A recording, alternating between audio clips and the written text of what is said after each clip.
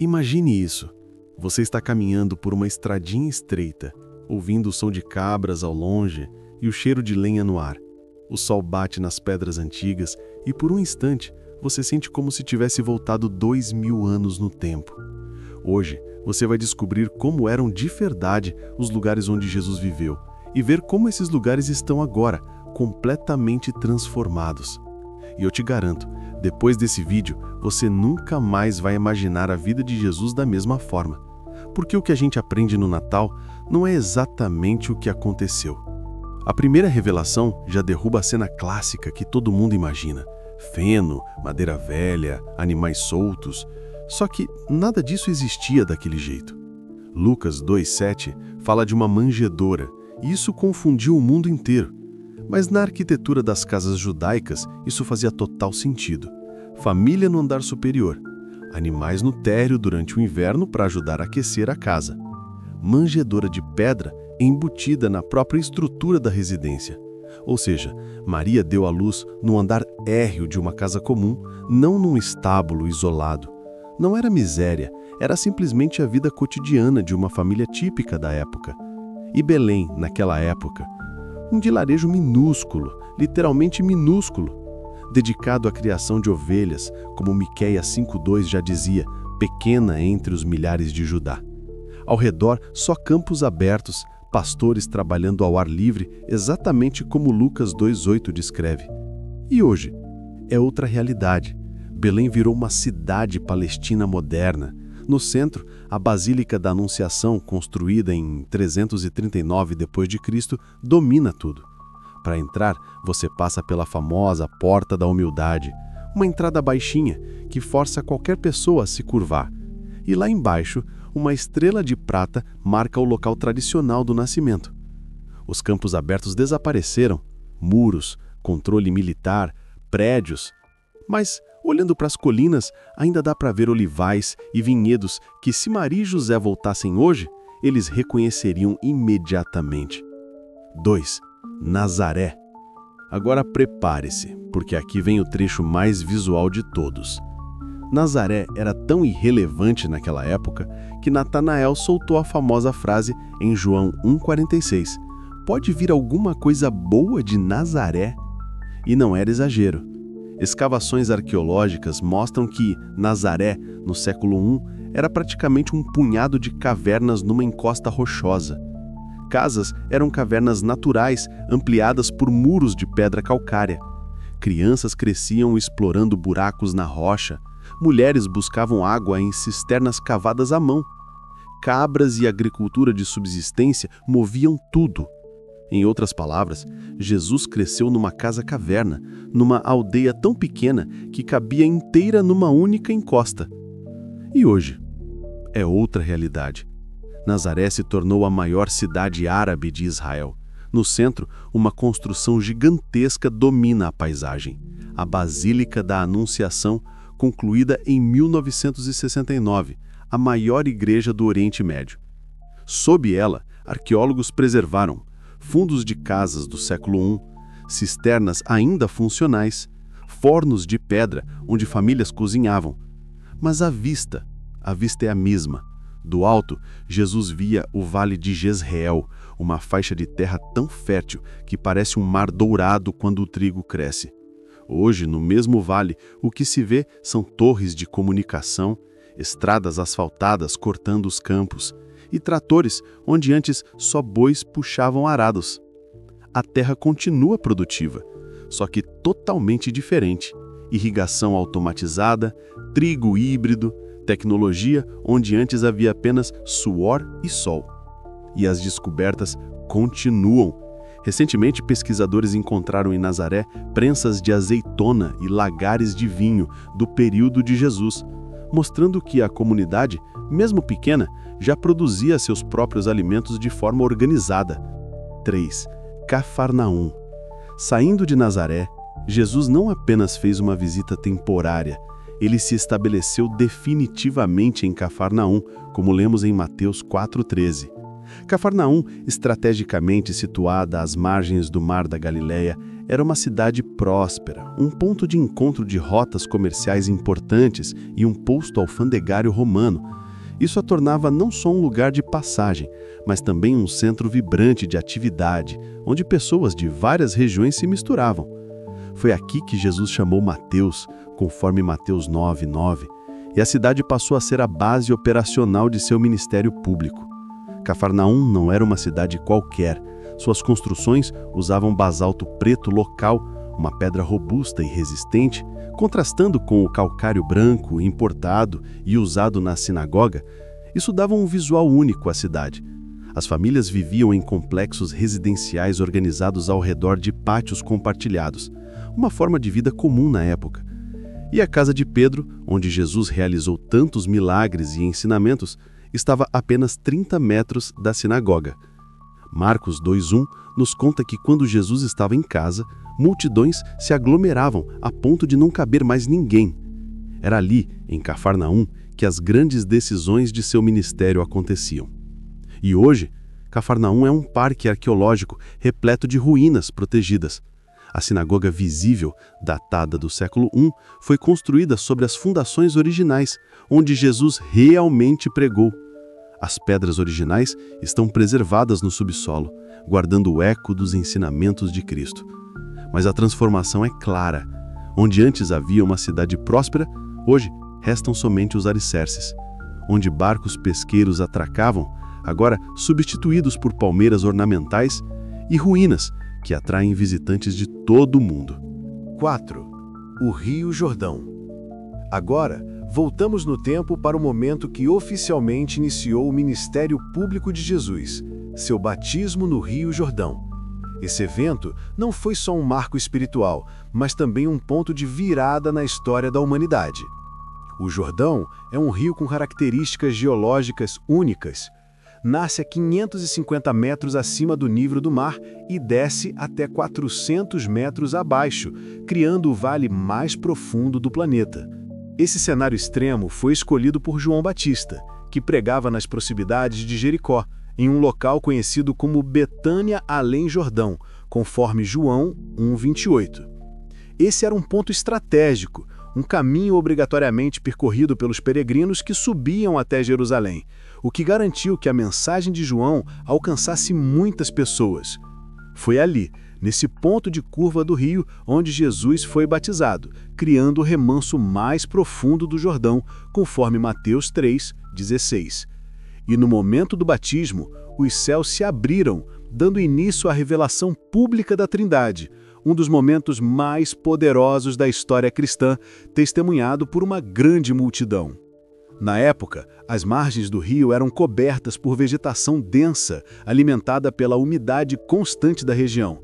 Tamareiras forneciam sombra e juncos cresciam abundantemente, criando um ambiente perfeito para a privacidade do ritual. O Rio Jordão parecia quase imaculado, uma natureza selvagem, intacta, cheia de silêncio e mistério. E o Rio Jordão hoje? Infelizmente, o Jordão enfrentou sérios desafios ambientais ao longo dos anos. O fluxo de água diminuiu drasticamente devido aos represamentos feitos para irrigação. O que antes era um rio caudaloso, agora se tornou um riacho em muitos trechos. O local tradicional do batismo, Qasser El-Yaoud, foi transformado em sítio arqueológico protegido. Hoje, peregrinos descem por escadas de concreto até plataformas flutuantes, onde podem tocar a água. Cerimônias de batismo acontecem diariamente, com multidões de turistas participando da experiência. A vegetação original foi substituída por paisagismo controlado, e onde antes havia uma paisagem selvagem, hoje existem jardins planejados com placas informativas em múltiplas línguas. E se você seguir mais ao norte, encontrará Yardenit, uma área turística desenvolvida, com instalações completas para os visitantes, vestiários, lojas de souvenirs, degraus de mármore que descem até a água. Este é o lado comercial do batismo no Jordão. O que mudou? A experiência. Onde antes havia silêncio e introspecção, agora há burburinho constante de grupos organizados. Mas apesar de toda a modernização, algo ainda permanece inalterado: o espírito do lugar. Esses locais revelam algo profundo. Jesus começou sua missão em lugares humildes, mas foi para cenários grandiosos, cidades cosmopolitas e paisagens que testemunhariam os maiores momentos da história. Esses lugares, agora transformados pela história e pelo turismo, ainda mantêm o eco da presença divina que ali habitou. Fique atento, porque o próximo capítulo da jornada de Jesus pode te surpreender ainda mais.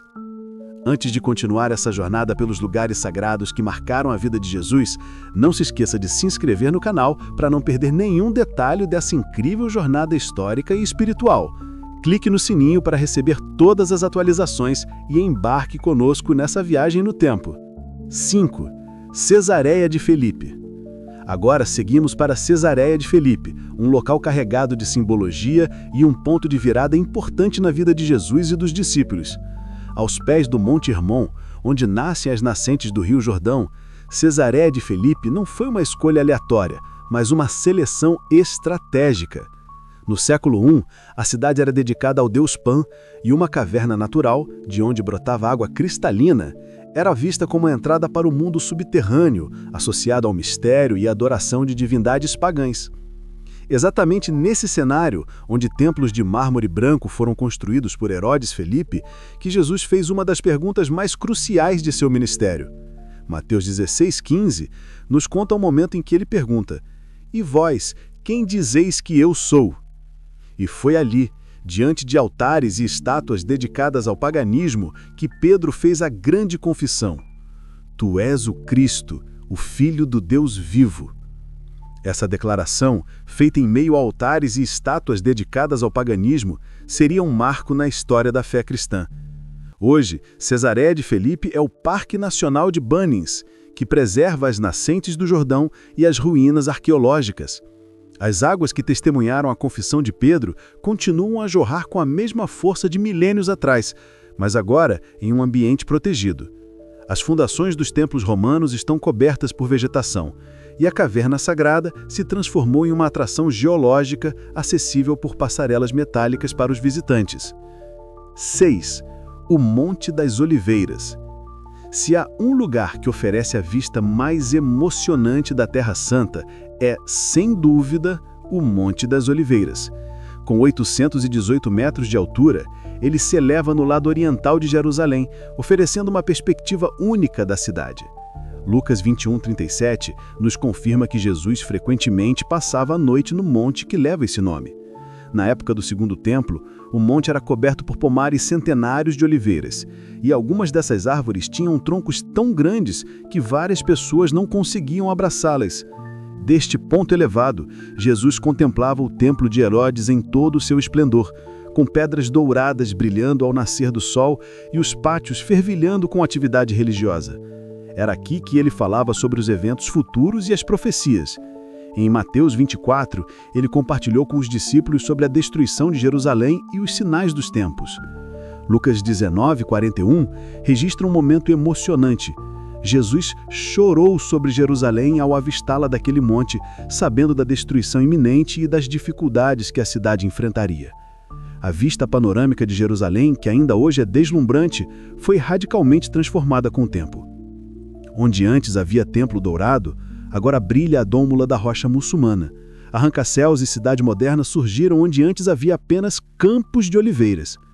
Mas mesmo com essas mudanças, elementos históricos ainda permanecem.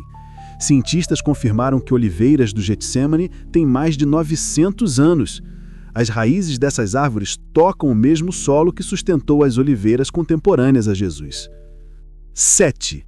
Betânia. E agora vamos para Betânia, uma pequena vilagem localizada a apenas 3 quilômetros de Jerusalém, que, segundo João 11, foi o lugar onde Jesus encontrou um refúgio pessoal, longe das pressões do ministério público. Betânia era uma comunidade agrícola, localizada na encosta leste do Monte das Oliveiras. João 11:1 nos fala da vilagem de Maria, Marta e Lázaro, uma família próxima a Jesus. Aqui, ele não era apenas o mestre, mas o amigo. A casa de Lázaro seguia um padrão arquitetônico judaico típico, uma sala principal com fornos de pão, quartos menores para descanso, cisternas subterrâneas para armazenar água de chuva e pátios centrais usados para refeições e tarefas domésticas. João 11,5 deixa claro que Jesus amava profundamente Maria, Marta e Lázaro. Era um relacionamento genuíno, não apenas uma hospitalidade religiosa. Aqui ele encontrou um espaço de intimidade e descanso. Foi em Betânia que aconteceu uma das ressurreições mais documentadas, a de Lázaro, que estava morto há 4 dias. A história é rica em detalhes e emociona até hoje. O que permanece intacto é o local da tumba de Lázaro, uma das cenas mais dramáticas da vida de Jesus. Descendo 24 degraus íncrebes, os visitantes podem acessar a câmara subterrânea que, segundo a tradição, foi o lugar onde Lázaro foi sepultado e onde Jesus realizou o milagre de sua ressurreição. Este é um lugar onde a fé e a história se encontram. Mas as divisões políticas que existem hoje complicam o acesso entre Betânia e Jerusalém, tornando ainda mais significativo o valor espiritual desse lugar. Se você acredita que Jesus ainda transforma situações impossíveis hoje, como transformou a morte de Lázaro, comente abaixo: Jesus é a ressurreição e a vida, para fortalecer quem precisa de esperança renovada. Após assistir a essa jornada, confira nosso vídeo sobre como foi construído o grandioso Templo de Salomão. Vamos revelar todos os detalhes dessa obra monumental, seus mistérios e a incrível grandiosidade dessa construção histórica. Clique agora e venha entender os segredos da construção do Templo de Salomão.